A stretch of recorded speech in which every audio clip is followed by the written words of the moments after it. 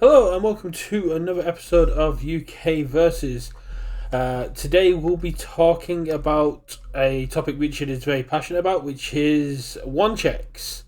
I am, of course, Brett Dabby Guy Pendragon, joined by the infamous Richard Storm of Blades Plumber, and yeah, we're gonna be talking about one checks. This is an idea Richard pitched, and I was like, yeah, let's give it a go. I'm not a particular fan of them, but Richard has kind of made a name for himself with them. Yeah, hi everyone. Welcome to this week's episode. Obviously, a bit of a quiet week, sort of news-wise. There's probably a couple of bits we can touch on before we get into the main subjects. So it may end up being a reasonably short episode this week. But I've been loving playing one checks recently, so I just wanted to sort of talk about them as like a principle and sort of what are they, when do you use them, why you should use them, how to use them, which maybe when you shouldn't use them, and just sort of go over them in general. Then sort of just have a little kind of fun tier list where Storm of Blades is obviously on head and shoulders above the rest of them. Spoilers. But yeah, and just sort of go through them and just sort of talk about one text in general, because I think they're a thing people just they look at the one and then discard them and forget about them, and I don't think they should. So yeah, in terms of news, we haven't really had. We've got much. We had the announcement of the enhanced for Yu Hakusho. So that's coming out tomorrow. Yeah, that's tomorrow. I would suggest everyone go and watch that. I mean, I don't know whether there's going to be announcements of like things like schedules in terms of previews.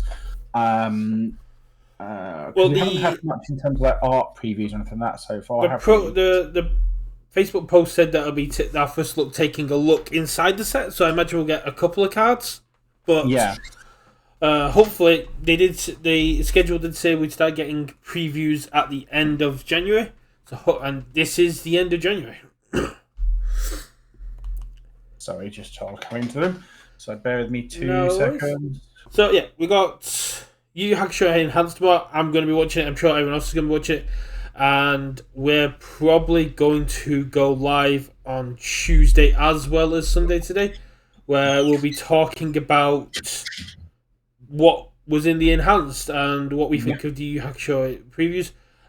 Due to a family conflict, we will be starting earlier on Tuesday. I think we'll be starting at 8 o'clock-ish, just because I need to get done a little bit sooner.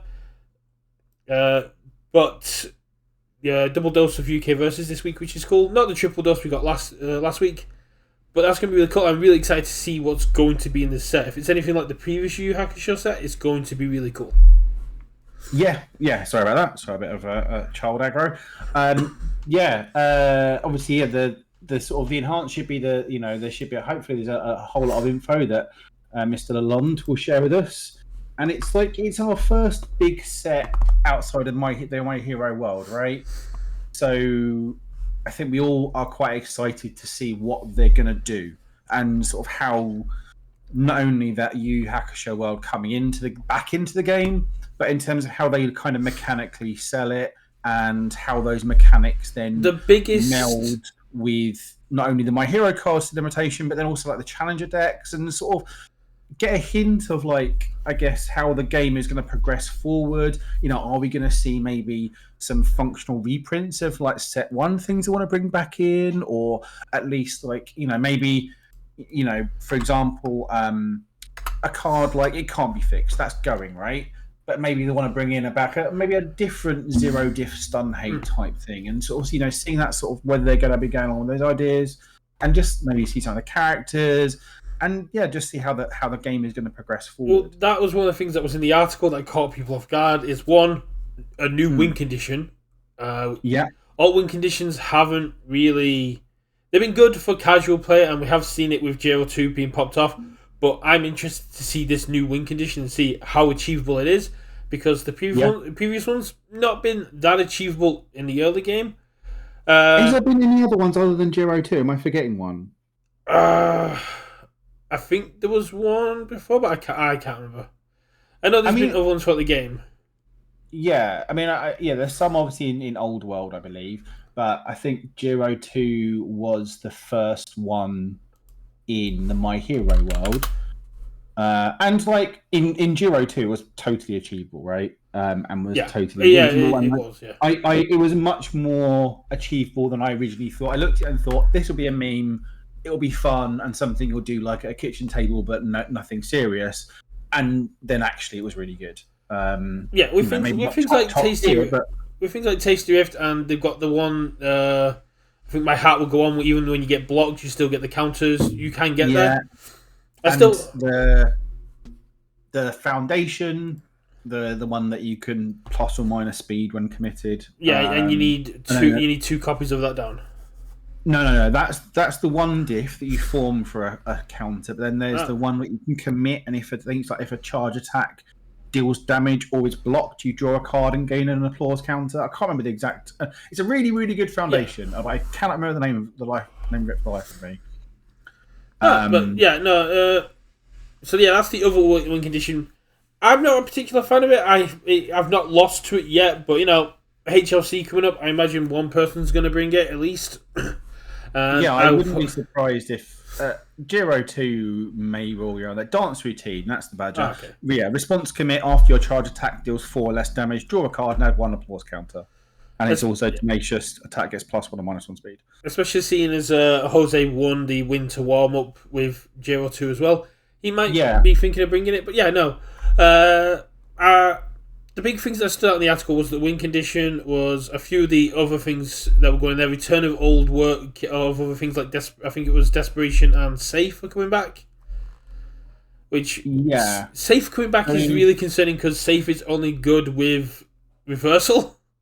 I think I don't know whether it will come out here, right? My big take for hot take maybe for reversals is we're going to get an Echo, and that is reversals, but we reworked, and they will rebrand the Safe keyword to block both reversal and new reversal.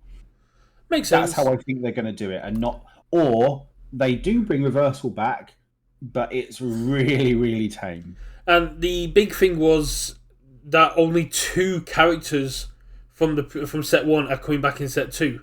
Now, they've worded it very carefully, so it might be that we're getting 2 characters of set 1 in the time-shifted section of the pack. Or it could be that only 2 members of Team Urameshi are coming back in this set, which would be a huge blow because Hihei, Kurama, and Yusuke all have massive arcs in Dark Tournament. They all get more powerful. Yusuke is the one that we know we're definitely getting. It's the one it's the Chrome one. I think that they've worded it very carefully. I don't think we're going to get a new Kurabara. I think we're going to get Yusuke, Hihei, and Yoko Kurama, which is his Fox Demon form. And we're not going to get a new Kurabara. Kurabara will be time shifted or a promo because he doesn't. As much as people love Kurabara, he does not do much. Yeah, he takes out Elder to go. Yeah, he does some really cool stuff, but he has nowhere near the depth of attacks or depth of an arc throughout the Dark Tournament that any of the other characters have. Yeah, fair. I mean, it might be a case of they're sneakily saying that actually there are 2 direct reprints of characters, and that there's only 2 direct reprints of characters, but there's different versions of other characters. But we'll just have to wait and see on that one. Yeah, that's the other side people thinking is that it's going to be direct reprints in the time-shifted slot. I've already said on Discord, if Chew doesn't get printed, I'm rioting. But then I also said if Hawks didn't have air, I'd riot, and I didn't riot, so I kind of feel like I need to. But I love the man. I love his big purple hair. I love his drinking obsession. I just want him to hold me and tell me everything's going to be all right. He's an amazing guy, and his fight with Yusuke just sets up the Dark Tournament perfectly. I love that man. I probably should get around to watching it at some point. Just even if it's just a Dark Tournament arc, I would definitely recommend it. But we've got that coming up. That hopefully will be exciting. The only other thing I can think about was obviously the whole draft and print issues thing. Yes. So first of all, kudos for getting out ahead of it, right? Yeah. And just kind of putting your hands up and saying, hey, there's this issue we know about. Issues of printers is not on University or UVS Games. It's on the printers. And given the issues we've had with Jetburn, like collation, obviously crimped cards, like like miscut cards, and various boosters only having like 8 cards in sometimes or something. The damaged cards in the challenger decks. Yeah, some of those being damaged, and obviously now this. I really hope that Paul and Lohan are, going, bashing down the doors of the printers and just sort of, letting them have it, because it's not the fault of UVS Games, but like they're the ones that kind of have repercussions. It kind of falls on the quality assurance person they've got in UVS to be like making sure that. I mean, they can't check everything, but no, having essentially 3 lines of product come out, and they're being printing issues with all 3 lines of product. Something there definitely needs to be a little bit of a change. To be fair, this one doesn't sound huge, right? It just sounds like sometimes there's effectively a card swapped, which means you might miss a character in some packs, but it doesn't sound like it's affecting a lot of packs. So, but again, fair play, they've come out and talked about it ahead of time. The biggest issue is the loss of the time shifted card. Because sometimes you get a character and you'll get another version of that character instead of a time-shifted card. Yeah, and sometimes then some people get 2 time-shifted, right? And that's the other side. And with draft being pushed for regional events, so Swissby Regional, being down a character in draft and having to pass a time-shifted card along seems really bad. But the poll came up and you had the choice of draft the character beforehand or draft the characters in your pack. And fair play to our community. Every single person went, that's not good enough. Why can't we pick a character afterwards? Why do we have to pick a character, then hope that nobody else in our pool has picked that character and end up with a deck that can barely be played because our resources got sniped? It's like, we should be able to draft openly and freely and then pick a character afterwards based on what we pulled. And then UVS, fair play to them, went, yeah, nope, you're right. Added that option, and I believe that option won with absolute landslide. Yeah. I mean, I still think, honestly, the best option is they need to roll this back and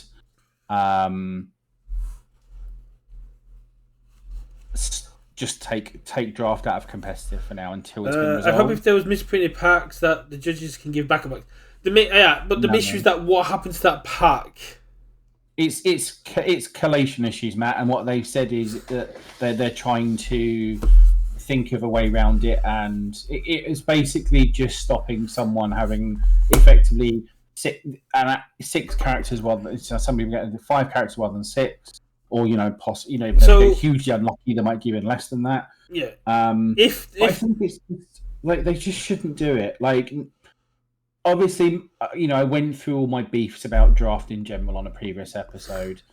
I mean, if they're not pre-opening and stamping packs at a competitive level on a draft basis, then that's going to lead to cheaty faces, and they really should be doing that. If they want to draft at a competitive level, those packs need to be opened and stamped. Otherwise, people are going to cheat. But the main thing, so they could open the packs in a regional beforehand.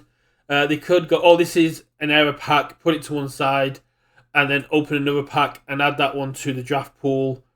But then what happens to all these error packs that this store's now got that they can't sell because they've already been opened? Again, don't know. That would be a conversation between the tournament organizer and UVS Games, right? Yeah. That would probably make the more sense not to. But I just think if you've got collation issues that are affecting, like it's almost like the legitimacy of your draft format, you just shouldn't be doing it. And I don't think anyone would hold it remotely against them if they came out and said, look, we've got this issue with the product, which means it's not viable for draft. We're not, they should still draft locally, and we absolutely support that, but we're going to remove it from the regionals. Probably part of the reason they might not be able to do that is because the TOs who have signed up to do those regionals are doing it with a view of they're going to shift X number of boxes of Yu Yu Hakusho because of the draft, right? Yeah. I don't know. That's all logistics is outside of my wheelhouse. I just think, again, draft shouldn't be there. Yes, I know you've got your little crone, fine. I don't think they should be drafting, especially with this issue. And I hope if they plow ahead with it, whatever solution they come up with is reasonable. And like the way to fix it at the regional is that yeah, they can just open those packs. Oh, we've got a Duff pack. Okay, put it to one side, open up the next one. Because they should be opened and stamped, or if people are going to cheat at a regional. Like, it's not like the regionals of this year last year, where there's not too much on the line. There is a world's qualification at the end of it. Yes. If they are not pre-stamping draft packs, people are going to cheat. Like, it's not going to be without an ironclad. The majority of this community are lovely, but we have seen someone who got to the finals of a UK RLE has been on the ban list for blatant cheating. This, cheating is not a thing that doesn't happen. Like, people will cheat, and now there's more on the line, and there's a way of people slipping in an ultra rare or something into their draft pack pool. You better believe they're going to do it. And again, it's going to be a very small percentage, but they're gonna. When you need an ironclad way around it, like you said, there's a world's ticket on the line, and if they're still providing accommodation and travel, it doesn't matter. Yeah, it almost doesn't matter. Like, the people are, there is a big enough prize there that people are going to cheat, and if you give them the opportunity to do so, they will do. And that's why, if you are going to have a limited portion of a competitive tournament, those packs need to be opened and pre-stamped. It also puts a giant asterisk over the entire event. If you show up and you play 3 URs, someone's just going to be like, that doesn't sit right with me. It's like, there are going to be a portion of people that do open 3 URs all on their symbol that they can all use. It does happen, but there are people who also go, I just need to go toilet, and then they're just going to pull out a pre-sleeved up version of a few cards that they want because they drafted the way they intended to, and then just go, I'm ready to go. Yeah, like it's going to be so easy for someone to do, and it's going to happen. And Rich said it's a tiny portion of the community. This is one of the best communities out there. There was a guy from Sweden who was looking for some help getting hold of product, and everyone jumped on board. I've said to him, if he wants to coordinate event in the UK to get product, let me know. And they were literally being like, this is the best card game community I've ever come across. Well, yeah, it really is. But just like any other community, we do have that tiny toxic cell that when they rear their head, they get knocked down. Yeah. But they do appear at games. And like Matt says, it's there has to be a plan of managing these drafts that isn't just trust based, right? So let's move on to the meat of the product, because meat of the show. That was all the news for this week, right? I don't think there was anything else. The only other news was not made public, but that we're going back for Wagyu beef at the HLC. Well, maybe. What do you mean maybe? You're going back to the same place, but no guarantees there's going to be plates of Wagyu. Oh, there's 100% plates of Wagyu, and unfortunately, I was speaking to Lenoco, and Lenoco's partner can't make it to the meal this time, so he's going to be able to come to the meal, which is really, really cool, because it's great to have all those there. But it's a shame that Lenoco's partner's not going to be able to join us there. I can't wait. I think on the Saturday of the HLC, I'm just not going to be able to focus because I'm going to have the meat sweats. That is fair. Just don't do a Greg. So Black Ace, as you say, it's very possible to get multiple URs, right? If either people pass them because they're off symbol, or you open multiple URs, I think it's going to be really hard to call someone on cheating if they cheat.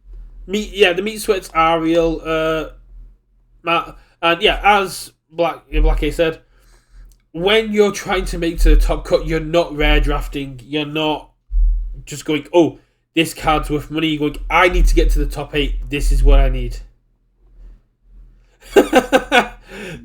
Mentioned meat sweats and Greg appears.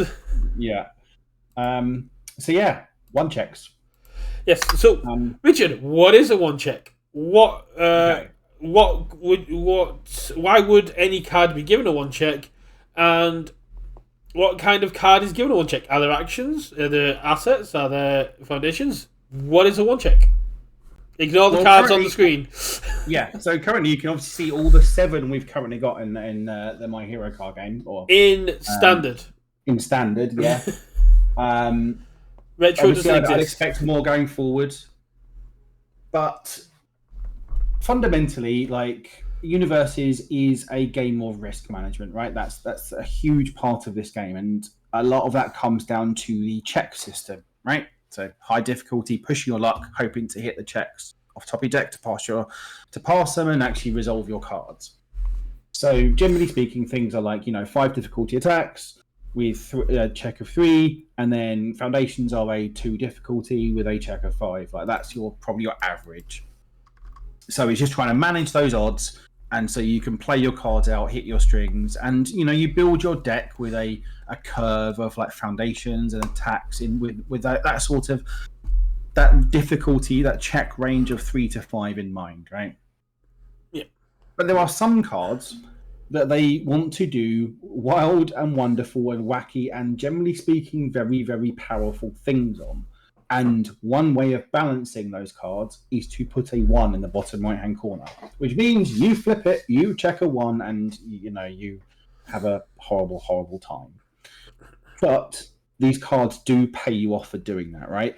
Every single one of these 7 cards down below do something bonkers.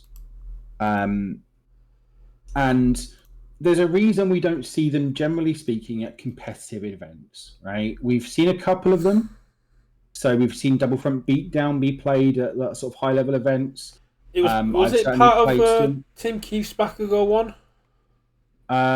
There was like a Bakugo one, and I can't remember the chap's name, but he played Double Front Deku 2. Was that Ben Lambert or Nick Reagan? Yeah. It was one of them. It was either Ben or Nick. I think it might have been Nick. Well, I knew it was one of them. Obviously at the RLE last year, I was running Storm of Blades on Giro, and Mr. Hardiman, weekly shout out, was playing Dropkick Slicer Momo. So I don't think the others we've seen sort of show up at a competitive event, but I'm sure people have been playing them, but just not done well with them. But I think Rushing Stab has very limited scene play in major events. But I don't think it's done well enough to... I've seen it on streams, but I don't think it's done well enough to actually warrant the top cuts yet. Yeah. But obviously the reason people don't is because it's fear, right? It's risk. To an extent. It's risk. And like I say, you're managing risk, and there's 2 parts. One, when you play a 1 check, it skews how you build your deck, right? You can't put like lots of 2 or 3 diff foundations in your deck because of the risk of checking that 1 on your build turn 1, and it happens. Trust me, it always happens. Last year I used to play in German webcam events, and my friend Tanya exclusively played Bakugo, and there was a few times when we were playing and going first, check 1, latent skills, double from beatdown. Well, that's my turn. Yeah. Like, generally speaking, what you want to be doing is going 3 diff, 2 diff, 1 diff, 0 diff foundations as your guaranteed 4 build on turn 1 that gets your 4 foundations into play. You don't necessarily get that with a 1 check. Sometimes you go, I'll play it on a 1, I'll play it on a 0, play a 0 on a 1, I'll play another 0 on a 2, and it checks a 1, and, I guess I build 2. It's similar to the Jiro situation when you got on a 2, you play a 0, go on a 2, and then you go, okay, I've got 3 down on a 3. If I check a 2 here, at least I've got 3 built. So, like these, the bad checks, you have to play around them in terms of the way you build, the way you play your cards out. You have to play around them in terms of the way you build your deck. but they are very, very, very powerful.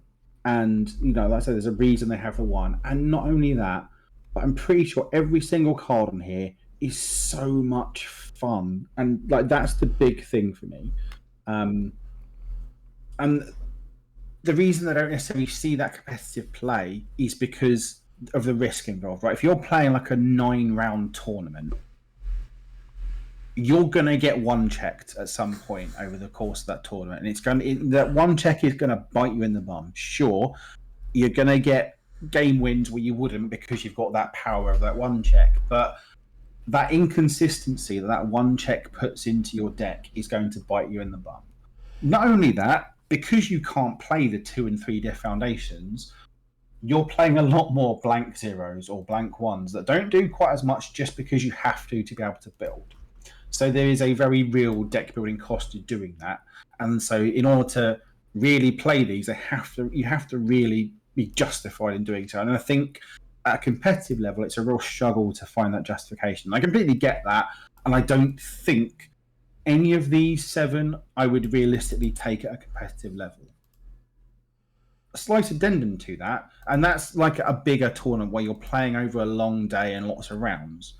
I think actually maybe something like the format of a HLC tournament, where actually you want to where you're in a room of 31 other players who are all very, very highly skilled. And if you're going to win, you need to get a bit lucky anyway.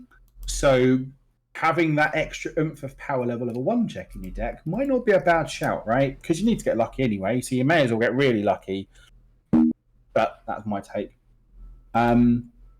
But yeah, I've been having so much fun with these cards. Like I've been playing. So for example, Storm of Blades. Obviously, it's in my name on the screen there. It's certainly my favorite of all of them. It's just so much fun. I then played, and so I'm playing these at locals. So I'm sort of kind of working my way through them. I played Dropkick Slicer, Gentle Criminal. Again, loads of fun.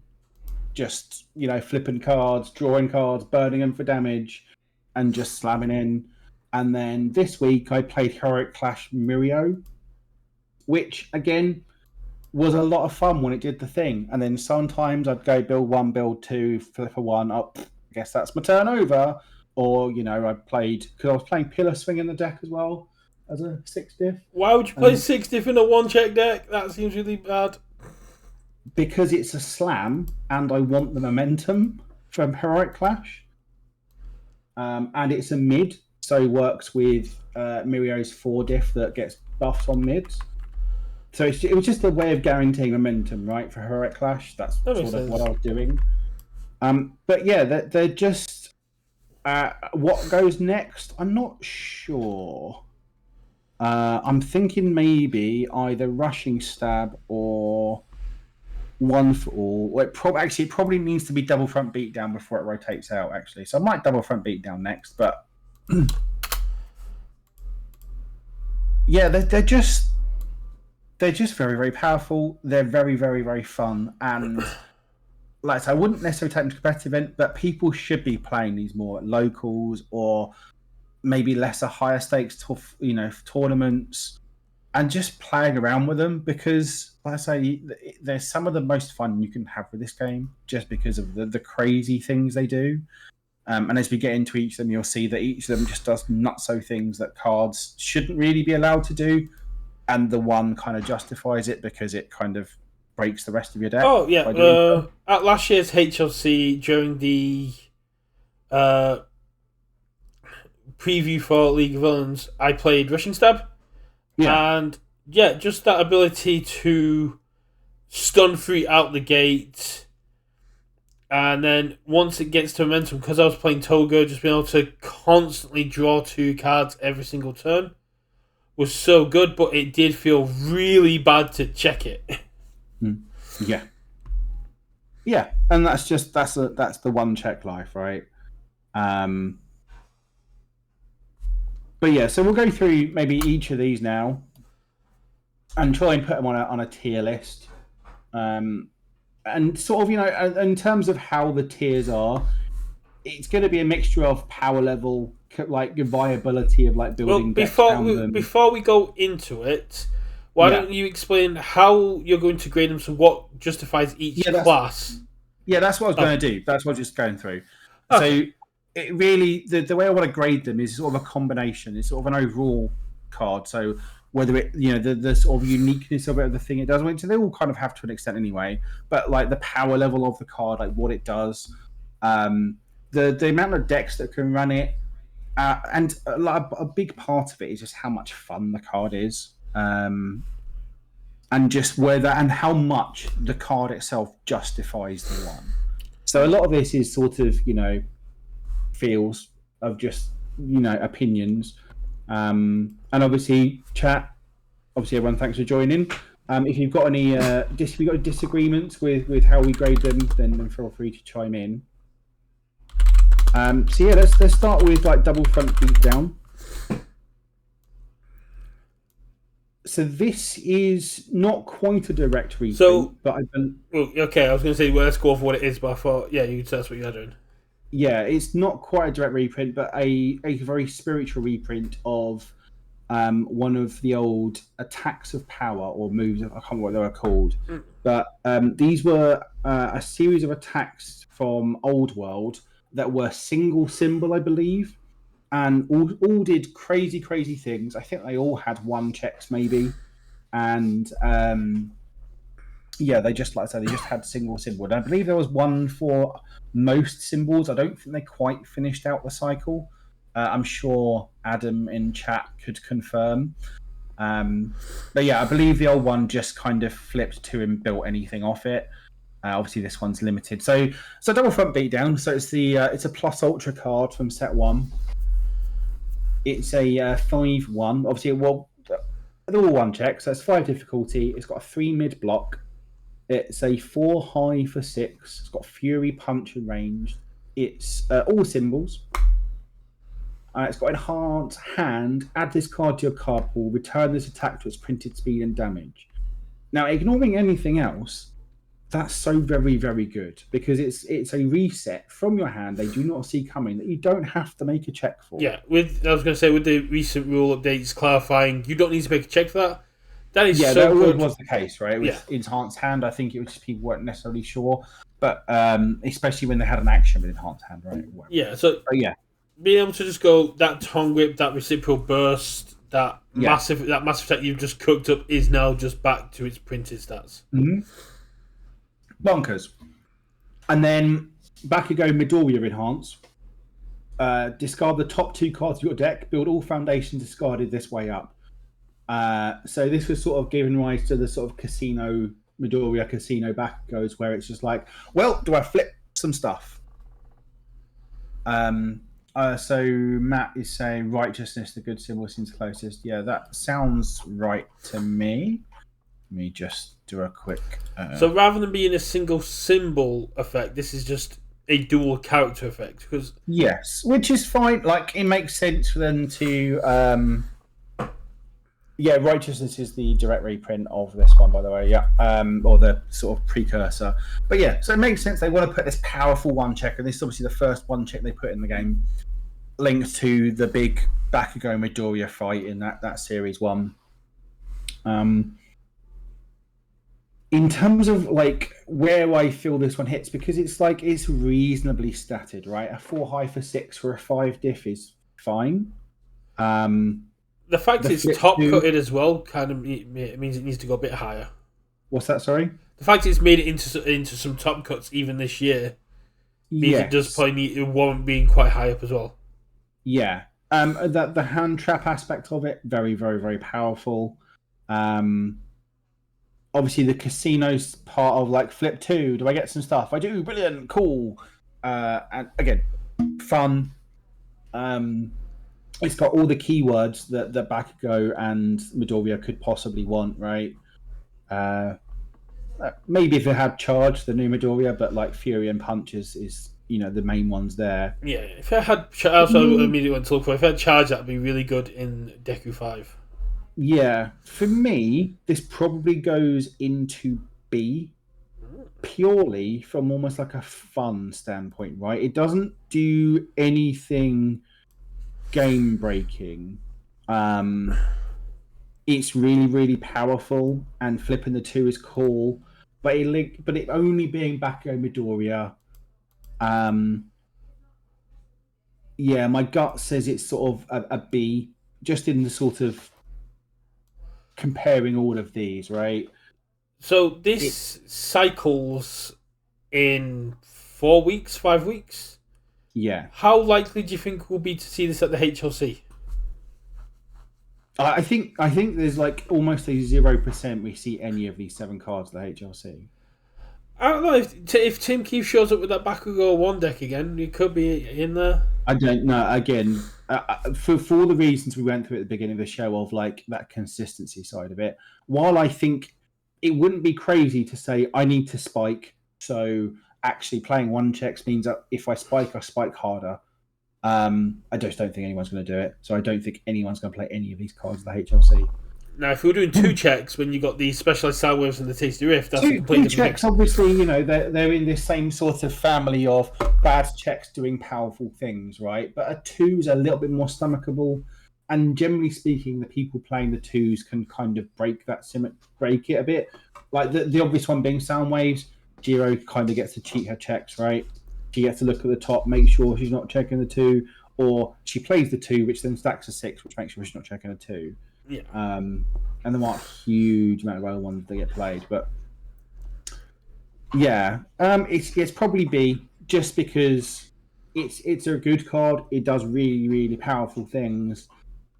It's not quite as fun as I want it to be for a one check. Shall we go forward in set order? So the next one would be Dropkick Slicer. Yeah. So Dropkick Slicer, it's a 4/5, 5 diff. So 5 diff, 4 high for 5 with a 1 low block. Also, yeah, the 3 mid block on the double front beatdown sort of lets it down a bit. Yeah. The one low's really cool in Dropkick Slicer. Yes. It's kick weapon. It's got stain symbols, so all, evil, and order. If you have 10 or it's got a static, so if you have 10 or less health, this card gets -1 difficulty. And then it's got the main part of this card is enhance. Reveal the top 3 cards of your deck and add all attacks revealed this way to your hand.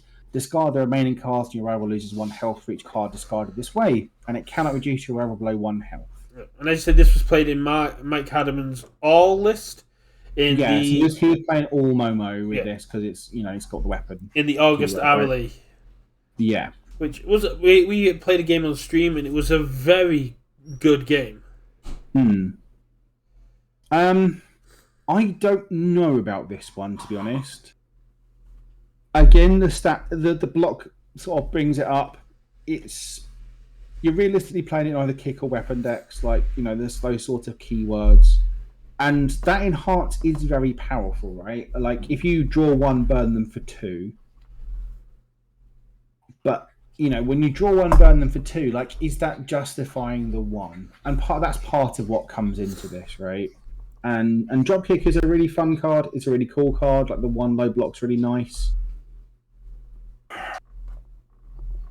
It probably goes into C for me, just and a lot of that is just how fun it is. I think from a justifying the 1, I don't think it's as high as some of these other cards, right?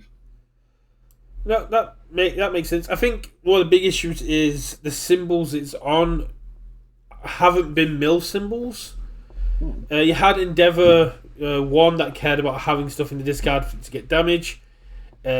Endeavor 3 may enjoy it because you get to add attacks and get to discard stuff, but there are other cards that do this that help you mill that don't have that drawback on the check. It's just not doing enough to warrant going in on the symbols. It's just like, okay, draw some cards and get some chip damage, and sometimes is cheaper. It's like that's all really good stuff that I do want on my attacks. But do I want to play a 1 check to do that stuff? I think it Again, I think these are all playable, right? I think these are all worth playable from a purely fun standpoint. If you paired it with something, an overall package, I think it goes into C for me. If you paired it with something like Living Spikes that lets you put an attack on top of your deck, or in order with Final Smash, so you go, okay, I'll take this. I'll Dropkick Slicer. Oh no, because Final Smash lets you put on top of a deck. You need something that lets you put So there is a bonkers combo you can do here, right? So I believe it's so you play Kurogiri 1 and you play the Hawks Foundation that gets something into your discard pile. Yeah. I think I can't remember what the combo is, but his Kurogiri's Foundation, I think, that lets you put a card. So I think you kind of tutor a Dropkick Slicer. You play Dropkick Slicer. You use the Hawks Foundation to put another Dropkick Slicer into your discard pile. You then use I think it's Dissolving the Conflict to put an attack or put the top card of your discard pile onto the bottom of your deck. I think it is. It sounds very convoluted, and you need to have not a lot of cards in deck. Yes, that's it. Kurogiri Enhance once per turn, add the top card of your discard pile to the bottom of your deck. You then Kurogiri, where you put the bottom card on the top of your card, and then you do your Dropkick Slicer Enhance. Really convoluted, but really cool. Yeah. If there was more lines along that line where you can guarantee what card you were drawing, then it'd be a lot more play. Having access to a Tongue Whip, a Nebulous Stare, I'm trying to think of other things that evil. Having access to a Blue Flame Torment on demand, going, I will Dropkick Slice you, and now you know I've got this 2 mid block, which lets me make your check worse on my on your turn as well.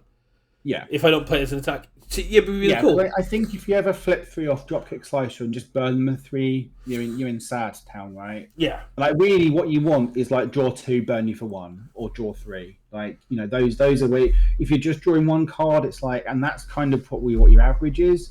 It's just a bit okay. Was that a 1 check worth? Like the stats are good. It's got a really nice low block, but I think C is where this lives. No, that makes sense. Matt, specific sequence, but only 2 cards and the character. And like all of these cards, so like Dissolving the Conflict is very playable in Kurogiri, right? And it's just the Hawks Foundation that you would play out to sort of add it. Now let's move on to one of the devs' favourite cards, which Jelly has been trying to force people to play for quite some time. Well, we've got a... Yeah, I'm on it. Oh, you okay. I was just about to get rid of them. Heroic Clash. Now, this is a card, right? This is a card. So, this is a 4 diff with a 2 mid block, a 3 mid for 7. It's got infinity symbols. It's got Fury, Punch, Ranged, and Slam. There's all 4 of the boys getting in there. After you block an attack with this card, so it's got a static. After you block an attack with this card, that attack deals no damage. So it's effectively face shield, right? Works on throws, works on anything, works on off blocks. Just says I block with this card, nothing gets blocked. And then it's got Enhance, the main part of this card. Discard 1 momentum. After this attack resolves, both players remove all cards in their card pools and draw 2 cards. So it's Catch Evil Doers at home to an extent, except you've just slammed them for 7. This card's amazing, and this is sort of what you want in 1 check, right? This is the sort of thing you want it to do. You want it to do this crazy, I'll play this, I'll slam you for 7, clear my card pool, let's go again, and like that's what you want. And it's one of my biggest disappointments from the HLC last year was they were supposed to have like a photo booth where you got people in to recreate the Heroic Clash thing and make the poses, and basically half the stuff didn't turn up, so they couldn't do it, which was a real shame. But Jellyfish Guy, he loves this card and played it a lot. I wonder how playable this would be in Endeavour 3.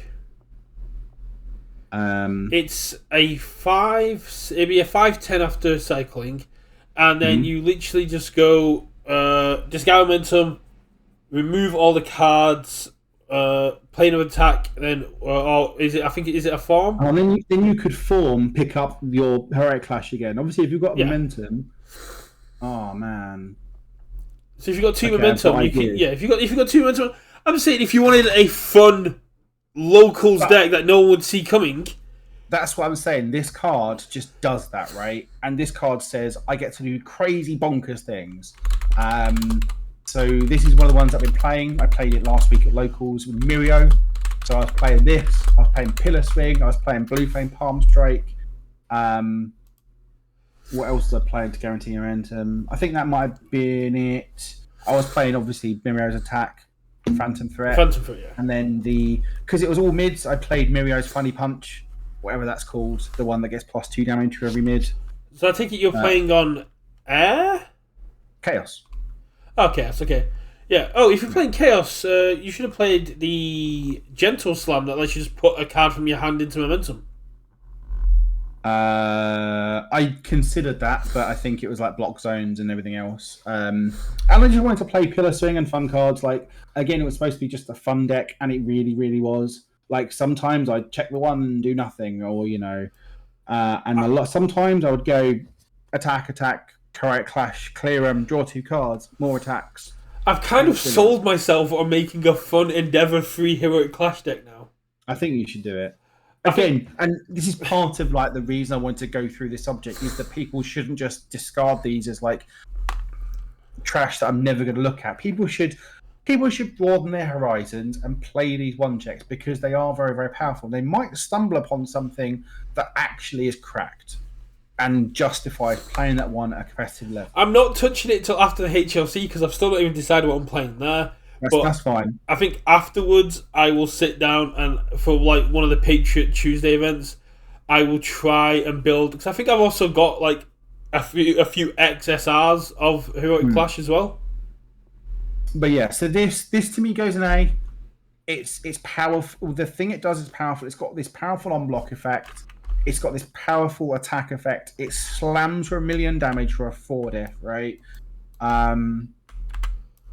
And just does everything you want from a 1-check. It does crazy things during the game and just says, I get to take another turn. That's what you want. I don't think it's quite an S to me because I think there's only going to be one card going an S and that is utterly my bias and I'm okay with it. Well, then we'll cover that card at the end of their set. But no, I can get that. Heroic Clash, and that's why it was... it's a secret rare, which which... only Dropkick Slice the other one has been, and it was also this was the Nuts promo. Or was this the what Heroic Clash was that the Nuts promo or the Worlds? That promo? was the HLC promo for the sort of winner and contenders. It was top 4, wasn't it? Clash. Yeah, I think it was top 4, but it might have been top 4. But yeah, so Heroic Clash was for the HLC last year. Yeah, it was really cool. And then obviously Nationals was Aggressive Clash, which is just terrible. I do. I'm very glad with this year having the Rejuvenating Smash instead. It's a very pretty card. Yes. Well, moving on to League of Villains 1-checks, which is the most amount in set. Warpgate Paul. It's a 5 cost 1-check as they all are. 0 mid block, 5 mid for 5, ally with enhance. For your next form, you may search your deck for an attack that is not named Warpgate Paul and play it. So you still have to make the check, but you can just play any kind of Air All and Evil, which I think is that Kuragiri 2 symbols? I think it is. It must be. I'm pretty sure it's his card. Just reading Matt's message. Order, Eraserhead 3, Heroic Clash. Play it on order, play Relaxed Demeanor, put it in your discard, then find it when it moves from discard and pick it up with form easy. Are you is that Eraserhead 3 or I think it means Endeavor 3, but it says EH 3. Yeah. Yeah. Yeah, okay, yeah. Yeah. I was thinking more Fire because you get to just spam a load of 0 cost foundations. Fire doesn't have good zeros, but yeah. Anyway, I might build a Heroic Clash Endeavor, frankly. Put that in my head now. Like removing itself, then picking it up with 4. Yeah, right. Again. Yeah, I like that idea. Anyway. Draw 4 cards, play it twice, let's go! Warpgate Portal just doesn't do it for me. I'm sorry. It's got a really nice block. I get it. It's a 5 mid for 5. It's mid. It's so very mid. Wasn't Just on its right. And like the form and just tutoring something is cool. But I don't think there's anything in this game currently that warrants tutoring, right? That you really need. There's no big finished combo that you really that justifies playing that one check to have a 5 mid for 5 that demonic tutors. Depending on where, when and where you play it, I could see it, because if you could play it late game and then go straight into a tongue whip, but it's just valuing, right? Yeah. That's just value town, and that isn't worth the one check. No, if this to be worth the one check, you almost have to be getting like a combo piece. Yeah, if this was a charge, something or if it was a high, if it was a charge or high, it might have seen playing some air decks, especially with Falling Skies and Home Comet. It's essentially it's a little bit off being amazing. I'm trying to remember, did Bromley and the Unfun guys have it in their Kurogiri decks that they played at day one of the HLC? That was Dropkick Slicer. That was Dropkick Slicer, okay. Yeah. So, like, you know, maybe if this had, like, gyro symbols, you could play it as, like, a... Well, it does it as a... So not gyro symbols, I mean, like, as in charge weapon. You could play it, and, okay, I'll tutor for my first sound waves, and I'll then play it, and then... But, like... Again, it's just not worth the one. And I think that's, to me, what this card says is just like, it's not fun enough just tutoring a card. I also think I think it also needs the Storm of Blades effect of you don't have to pay the check either. Yeah, if it was you can tutor a card and play it as your next form, no check needed, I'd be much more in, right? Because you could do crazy. I mean, yeah, sure, you could do crazy things with that, baby. You just like, okay, I'll tutor for the hood 7 diff. Yeah. Bam. I'll go tutor for Detroit 1,000,000% smash. Even if it says you can play it and ignore progressive difficulty, or just a little, it needs a little bit extra spice. Yeah. I think if they said ignore progressive difficulty, you'd see it in Overhaul, because being able to go Warp Gate Portal from the Overhaul effect into another attack that's ignore progressive would be really cool. Yeah, I played someone in the Teams event at Nats who was playing Yu Hojo Warp Gate Portal. It was cool. I just never found Warp Gate Portal remotely threatening. Honestly, for me, this is a D. I don't think it's fun enough. I don't think it's powerful enough. I don't really like Warp Gate Portal. If I decide to run the gauntlet of playing all of these one checks in the deck at locals, which I might well do, it's probably the one I want to do the least. So for me, it goes into D. It's fine, but just getting any old attack, playing it like, It doesn't get my juices flowing. I'm sorry. You'll have to try and find the list then, Matt. Matt likes the idea of Yu Hojo Warp Gate Portal. I cannot remember the chap's name who played it. If you're still struggling for a HLC deck, that sounds spicy enough. I mean, it got... Unfortunately, I was playing good Jiro, so he didn't really have a little chance. So, Rushing Stab, if you've got your favourite, this is probably my favourite one check. Yeah, so it's a 4 difficulty, 4 mid for 5 with a 2 mid block. Death Life Water, so this is Toga 2 symbols. Yes. It's got stun 3 and weapon. So just before we get into anything else, right? A 4 diff, 4 mid for 5 with stun 3. That's really powerful. Like, yes, that's a 7/5, and if you lead off of it, all your other attacks have also got minus. And then I don't know what's going on with my Twitch chat here. Anywho's, and then I've got not 2 enhancers, seen the XR right? yet, but I imagine it would be a very pretty XR. So we've got 2 enhancers. One of them, I don't know if anyone's ever played. I don't know if anyone ever will play it. But so the bottom one is the least exciting one. So it's enhanced momentum. Flip. If your rival has lost health this combat phase, see all 2 rival foundations. I'm sure at some point it's useful, right? And then enhanced momentum, flip, draw 2 cards. This is a card that turns Toga 2 it just turns on certain characters, right? In terms of their power level. Like Toga 2, not great, but it's just an entirely different character when she gets one of these momentum to when she hasn't. But I think it's very, very. The problem with this card for me is it's very narrow in terms of the amount of decks that really want it, and it's really Togas like that want to do that kind of momentum shenanigans. I think Toga 3 probably runs this pretty well actually, in terms of maybe playing a one or two of that they can get into the discard pile and then snap into the discard pile.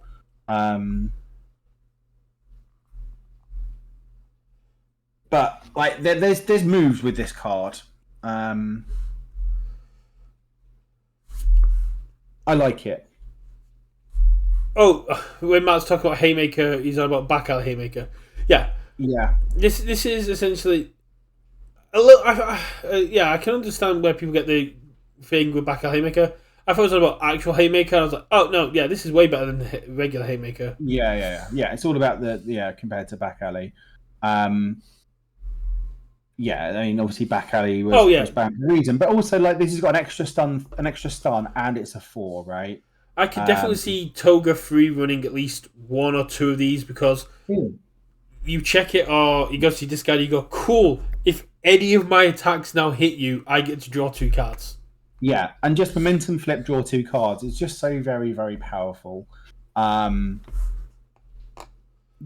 hit this one takes, right, is that it's not as exciting as some of the other ones, right? No. In terms of the fun factor, it's more got a 1 check on pure rate rather than doing necessarily game breaking things. Like in terms of for a 4 diff, like a 4 mid for 5 stun 3 that momentum flip, draw 2 cards with a 2 mid block. That's just a very, very overstated card. Yeah, I think it's more. That's why it's got a 1. The amount of impact this card has in the early game is what is giving it its 1 check. Yeah, like it's just a pure rate card, really. If my opponent's built 5, and then I say I build 3, my opponent builds 5, and I go cool, rushing stab. Immediately commit 3 down your 3 of your formations. Do you want to commit the rest trying to block this? Yeah, and probably they do because like they don't need to get this into momentum. Yeah, and then whatever you play next is going to hit. Yeah. So for me, this probably goes into B. Ooh. Right? It's lacking a bit of that fun excitement factor, but it does, I think, justify the 1 in terms of its power, and it does really power up like the Togas and people that want to play this card. Like it adds a lot of power to it for that 1 check. So yeah, for me, this is about the B. And I think I'm happy where that sits. Is like a B. Is like, you know, it's just lacking a bit of that fun, but it does have. It's just raw rate for me. I'd have put it in A, and I did have it put like in A before you mentioned it, but I think for me see B. The knock is on the fun and excitement factor to me, and that's why I think. Oh, if it was a purely competitive list, then I guess it would go a little bit higher. Yeah. And that's why I'm just trying to judge these as like an overall thing, like, you know, having that as fun as part of it. We'll leave the obvious one till last, but let's get on to we'll go into One for All Unleashed. I was just giving that one up, so just give me a second. Okay. But yeah, I'm a big fan of Rushing Stab. It did me very well at the preview. I'm a little bit upset we're not getting a Yu Hakusho preview, but with the Wish tournament, like the in-store promotion play, it kind of does make sense. Mm-hmm. So yeah, One for All Unleashed. So this was part of the provisional 2 kit promos, which I never got because Asmodee never sent them to the store before it closed down, and then the store closed down, which means... Do you not have these ones still? I've got 2, which I paid... I've got a stack of them. You should let me know. I can... Like, if you need any of these provisional promos, I've got tons of them. Just let me know. I'll speak to the DMS boys. I think I paid... at the August hourly, I bought 2 of each for 15 quid, and then I won a French online provisional, which is where I got my other Bubble Girl So I think I've got a playset, but I don't know if any of the DMS guys have. But you can redeem them as well, so it's all good. But yeah, it's more just a chance for me to complain about Asmodee, who owe me a Bubble Girl. I only have one Bubble Girl. I should have two. Obviously, if you or any of your other guys, local guys, need some of these visual promos, whether that's like One Fall or the other ones, like obviously Maximum Overhaul being the obvious one, let me know. Oh yeah, Maximum Overhaul is. I can imagine Maximum Overhaul just getting stronger as as we go deeper in, but that's no one for no time. Yeah. So, do you want to go over the stats of it? Yeah. So this is a 6 diff, a 5 mid for 6 with a 1 mid block. It's got Earth, Good, and Life, which is Deku 2 symbols. It's Fury Punch. It's got a response card pool once per enhanced step. After you discard a card to pay a cost during your attack, build the discarded card face down. And it's got Deadlock Enhance. Draw 4 cards. So this, to me, has 2 big knocks on it. The first is the 6, right? There was a reason that I was very nervous playing Pillar Swing in my 1-check deck, but I decided I didn't care and I was just going to do it for fun. But this is a big old 6 diff, and I don't know whether it probably justifies the 1 in terms of the power level it does, but would it need a 6? Probably not. The other thing is that there's realistically 1, possibly 2 characters that want to play this, right? And that's Deku 2 and possibly Deku 4. Yeah. I don't think there's a single other character that I can think of that realistically wants to play this card. I think if you drop the once per enhanced step, this becomes a lot more powerful and more justifying of the 1-check. There's not really many other characters that's doing it multiple times per enhanced step, right? No, but you've got foundations on Good that let you draw a card, discard a card. Yeah, and discard a card and draw a card. Things like Snack Time, that's on Earth, right? Yeah, so you discard a card, you build it, and you go, okay, my next one. It makes Rewind Throttle a lot stronger because you go, I'll discard a card, commit your foundation, build it. Tetsu just being able to go, I'll discard a card, give it this attack for damage, build that card. Yeah, maybe there's other characters I've forgotten about that want to play this card, right? If you drop the once per enhanced step, I think this gets a lot stronger. Deku 5 on Life. It's not a charge, unfortunately, so you don't get to get the draw part of it. But that would also be really cool. Just go, I've got a hand of foundation. I've got 2 attacks. I've got 3 attacks, 2 foundations. I'll play 1 for Unleashed, discard 1, build it. Play another attack, discard, build it. Play my last attack, commit Deku, draw 2 cards. Yeah, again, I don't think Deku 5 wants it. Yeah. He's just not doing it enough. It's a cool card, right? And that thing it does is pretty game-breakingly powerful, right? But it's a 6. And the stats, it's very mid. I think it lives in the Dropkick Slicer town of it does a really cool, powerful thing, but just the amount it does compared to the costs involved of playing a 6/1 aren't quite there for me. Obviously, it's got huge Deadlock Enhance. Which is something Good's kind of lacking, so this could possibly be sideboarded against major Deadlock decks, just even as a 1 or 2 of. I think all of these cards, and that's part of the 1-check life, is they're almost like the first card on your deck list, and then you build around them. And all of these, to an extent, you almost have to build around them, which is one of the knocks on Nebulista. The Warpgate Portal is that there isn't really a good way to build around it. I think to make use of it. Once there's a character that says enhance, draw 1 card, discard 1 card on these symbols, this character gets crazy. Yeah, no, that's fair. Yeah, it does. The Deku 2 can just always play for it, right? So, but yeah, it's a cool card, but I think it lives in that Dropkick Slicer town of C for me. It's fun. ish. It does powerful things. The sort of what it does and the rate compared to the costs involved aren't quite there for me. So I think it lives in the C. There's one character that doesn't share any symbols, which makes me sad, but also doesn't fit the criteria because it's not in the enhanced step and it's not part of the cost. But it'd be really cool with Ochako 3, which is like once an attack gets blocked, draw a card, discard a card. If it was just when you discard a card during this attack, build it face down, and it shared symbols with Ochako 3, that would make Ochako 3 just go, yeah, that's a do-do-do-do-do-do-do-do. Yeah, it's again. I'm probably going to play it at some point just because I want to kind of go through these one checks and try them all out because I'm having fun with the one check life. But yeah, I think Deku 4 is a great. I mean, I'll probably go back to the boy Deku 2 because I love Deku 2. Deku. I was going to say Deku 4, Deku 2 would be a great way around it.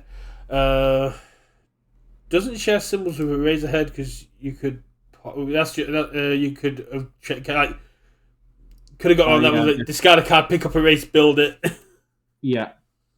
Again, you want someone who's going to be able to consistently trigger it, right? And Deku 2. I think if you were building like a symbols don't matter cube, this would be a great card to put in there. Yeah. And like I'd probably put all the one checks in a cube, right? Yeah. Just because they're fun things to do, but and then we get to the final one on the list. You need to say where it's going first. I mean, it's clear. Oh, one for all. I said it was going in Dropkick Slicer in the C. Oh, I had it provisionally in D.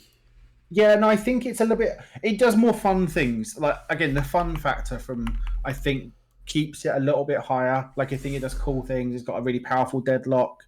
It's just the numbers aren't quite there for me. I think it's just it's in that sort of Dropkick Slicer. It's sort of funnish, but yeah.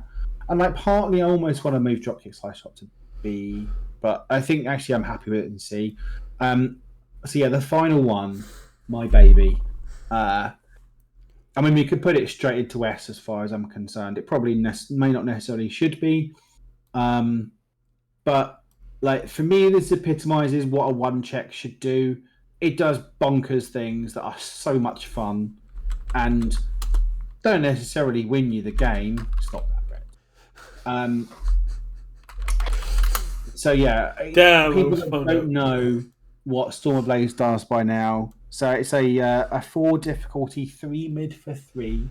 I forget what the block mod is. You had it when you had it's a 1 mid. It's a 1 mid. So yeah, good block mod.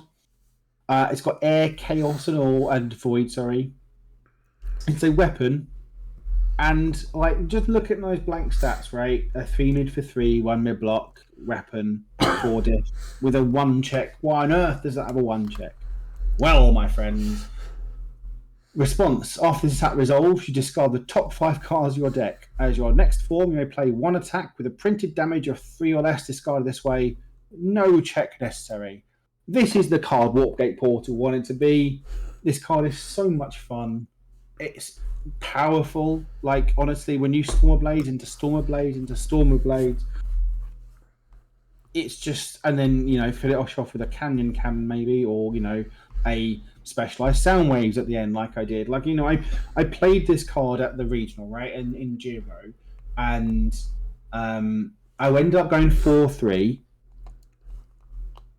but I think at least 2 of those losses were winnable. So like, there's a not unreasonable chance I could have top cut with that deck, and yeah, a lot of that was based on the power of Giro being Giro and Soundwaves being Soundwaves, but Storm Blade did a lot of cool things, and you can go and watch, like, you know, on stream against Liam, right? He was playing Rapper, and Liam is our current UK champion, an excellent player. He was playing Rapper that Nathan, you know, the same list Nathan topped with, and I managed to get there. I lost to like some scrub named Matt who was playing Tabe, because I couldn't beat a Eri.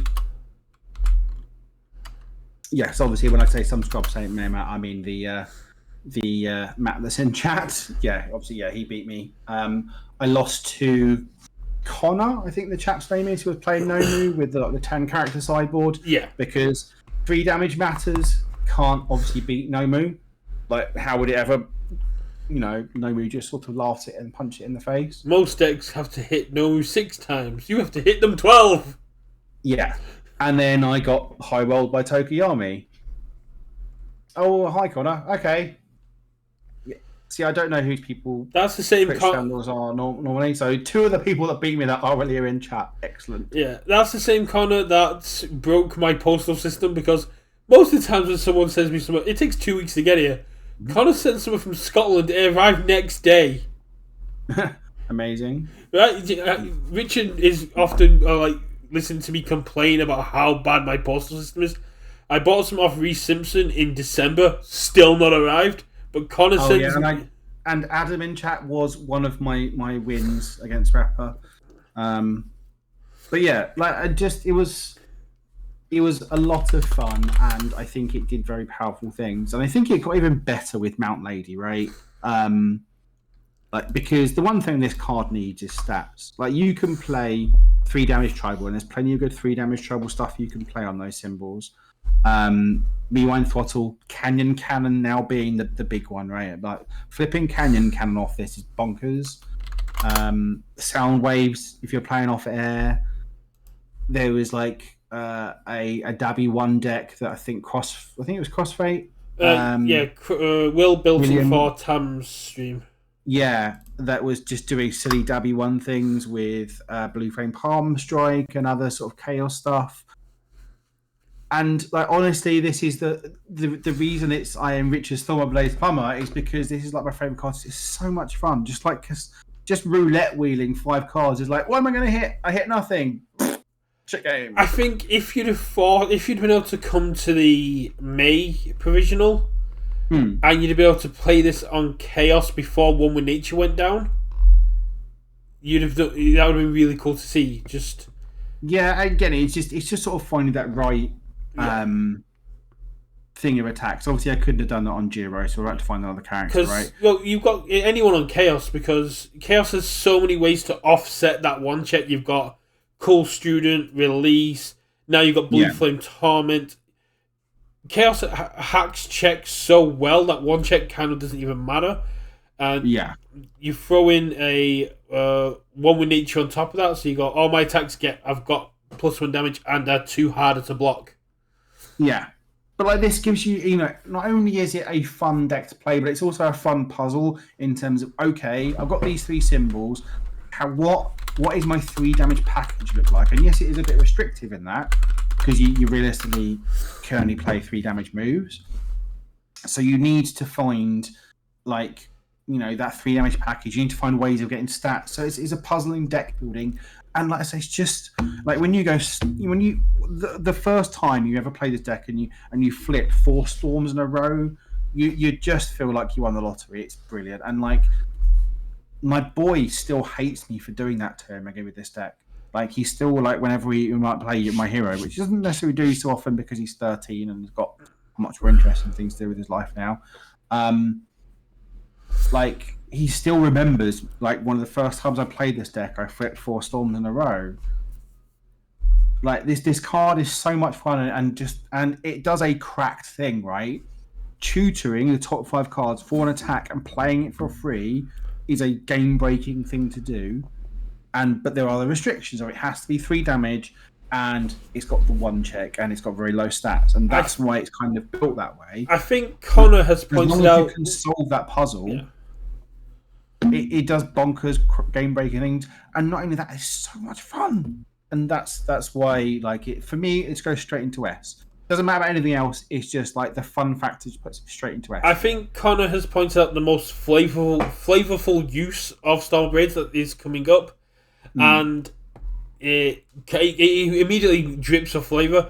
Is Vax, the character who has a card called Dagger Dagger Dagger, playing Storm with Blades? That is probably the most rogue thing I can think of. That is fair. I don't know if they obviously share symbols. They must, if Connor brought it up. I will do a quick Google. Oh yeah, he's not on.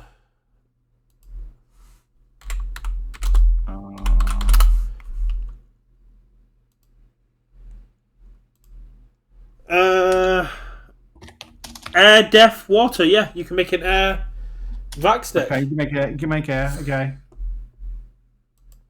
So That's yeah, I'm cool. sure there's something to do, and I'm sure I'm going to continue to find ways of playing this card. Like currently, my favorite is Mount Lady, just because she puts damage on it. She effectively puts stun on it, and she's got a whole bunch of health to make you survive long enough to actually do the thing. And she gets to put speed on it as long as she's got her foundation. Yeah, just so very good. And you could easily play this in Edge Shot for those kind of, the dual stats. And also, I think Edge Shot would give you that benefit of like the ease of, as long as you review something to begin with, you've got a bit more safety on that turn 1 build. Dagger is not a 3 damage move. Dead to me. That's fine. You can have one non-3 damage move. But yeah, like for me, it's just an easy S. It's so much fun. And just like overall, I think people should just play more with 1-checks because they're cool, and they do cool things. And sometimes, that you just sort of need to remember about this game is just having fun at locals and just jamming some 1-checks and seeing what happens. Yeah, and we're getting the enhanced tomorrow from UH. We've had a 1 in every. Have we had was there a 1-check in Jetburn? No, I don't think there was. I'm pretty sure those are 7 1-checks in the game. We did not get one in Jetburn. So we got 2s, right? Yeah, we got 2s. Yeah, we got plenty of 2s, but we didn't get 1s. So that's the first set that hasn't had a 1-check in it then. Yeah. So set one was like the plus ultras. Set 2 is drop kick. Set 3 is heroic. Gosh. Set 4. Obviously, we've got the 2. You got the 3. You got Stormer Blades, Rushing Stab, and what get called? Stormer Blades is set 5. Is Stormer Blades set 5? Yeah. Stormer Blades is Undaunted. Oh, okay. So yeah, Stormer Blades and One Fall is set 5, and then Warp Gate and Rushing Stab are set 4. And so set 6. Nothing Jetburn. So that's the first set we haven't had in it, and then hopefully UH will have some love, because I can imagine the To-Go Brothers having some weird card that is a 1-check that does dumb things. Yeah. But yeah, like I said, the takeaway here is don't fear the 1-check. Play them because they're fun, right? That's in the end. This is still a game. It's for having fun, and if you take it seriously all of the time, you're gonna suffer severe burnout. You're gonna your amount of fun you have with the game is gonna drop, and you're just going to put so much stock in every victory that you're going to become obsessed with it. And so it is good to take a step back, especially when you've got a growing local of newer players such as yourself, where you can take these fun decks in and have that experience with players who've probably never seen those cards before, or just saw that 1-check and wrote them off, and you go, no, this is why you should be playing them. Oh, and like honestly, Harry, like one of my locals, like he's possibly more obsessed with 1-checks than I am. Like he loves them. Like one of the first decks he ever built in this game was staying with Dropkick Slicers, and then he's recently jamming around with Heroic Clash, and like I think picking out Stormer Blaze to do that sort of thing. So he loves his 1-checks. But yeah, I just think they're probably not quite there for competitive, right? Because I think, like I said, a big part of the game is managing risk. Putting a 1-check is putting a load of risk into your deck that you don't necessarily need to. But you put them in the same column as challenger decks. They're not trash cards, but you wouldn't expect to see a lot of these in the top cuts of Owlies. But it's a deck. There are cards that you can take to locals. There are cards that will top some Owlies, but they need the correct support. Yes, and I think these, for the most part, a lot of these cards are very, very powerful. And like, if someone tops or wins an event with a one check, it would not surprise me. They just got lucky that day. They ran good, right? And they didn't check their ones. I mean, it's and they built their deck correctly. Yeah. To cater for the one check. I mean, it's something we could probably stream after the HLC as well, like before the Yu Hakusho stuff comes out, and like do a little stream. Get you to build your 7 one-check decks, and then we can have like we can have you play games against me or against people in the chat, and your goal is to win with all 7 decks. Yeah, we could do something like that. So chat, obviously, for those of you still here, any objections to any of that tier list? Anything you think should be moved around? I think Rushing Stab should be higher, but that's just me. Which one should be higher? Rushing Stab. I think maybe. And like I say, just to me, it's not quite as fun, but Matt's just already gone away and built a Fat Gum 1/4 Unleashed deck, I believe. This has only got 28. This has only got 28 cards in it. 29 cards in it. Oh yeah, he said it was a shell. Yeah. Right.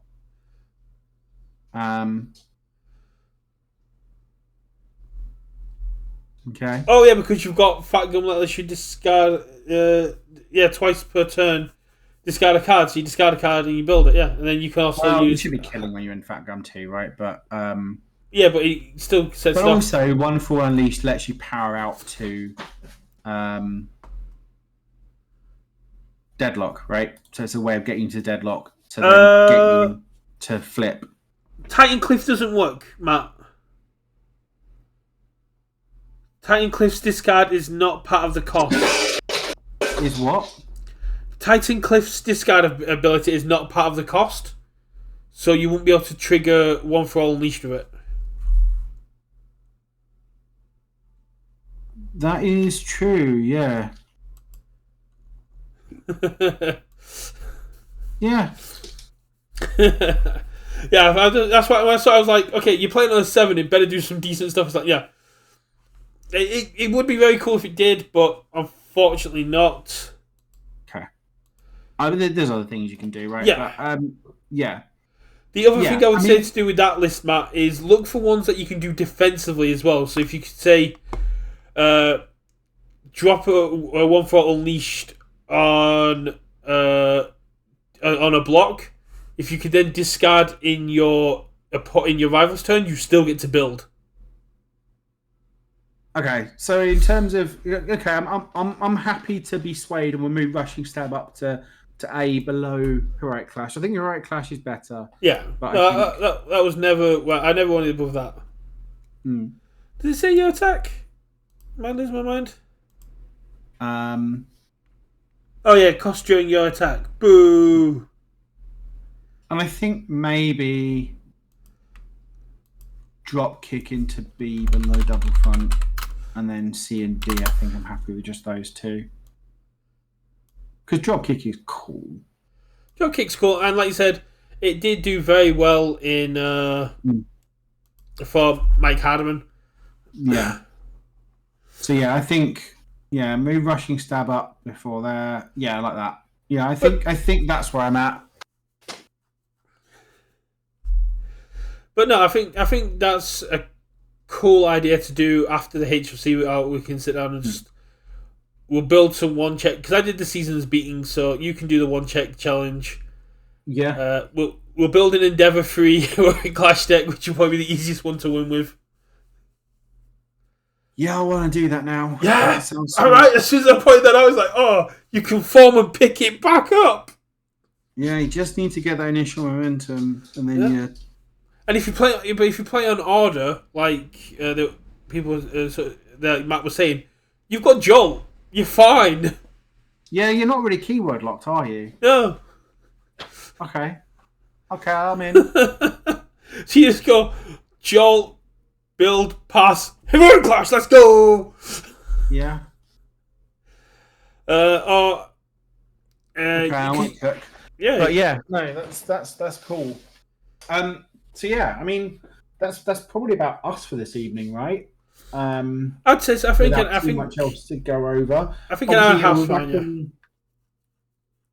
Yeah. Back on Tuesday, Yes. for an earlier stream, and then we're trying to get another round table. So rather than doing a draft for the HLC, you want to get a round table with some big brains in the game, and just sort of chat about various things. You know, what we expect to see at the HLC in terms of like characters and symbols and decks and competitors and yeah, just sort of have a round table discussion about it rather than drafting this time, because that's sort of the most fun part of the draft process. Really, is that kind of I mean, I've literally got it ready to go. I think this is really cool.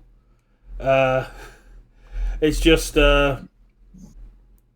making sure everyone's ready in themselves to get this on board. But sweet. So yeah, I think we can probably wrap it up there. Yeah, 90 minutes seems fine. Yeah. Okay. So yeah, thanks everyone in chat for joining us as part of this. So yeah, thanks everyone in chat for joining. Obviously, everyone watching on YouTube, thank you very much for watching our videos. If you do all the things, you know, like, comment, subscribe, it really helps the channel. Go check out our rest of our stuff, and yeah.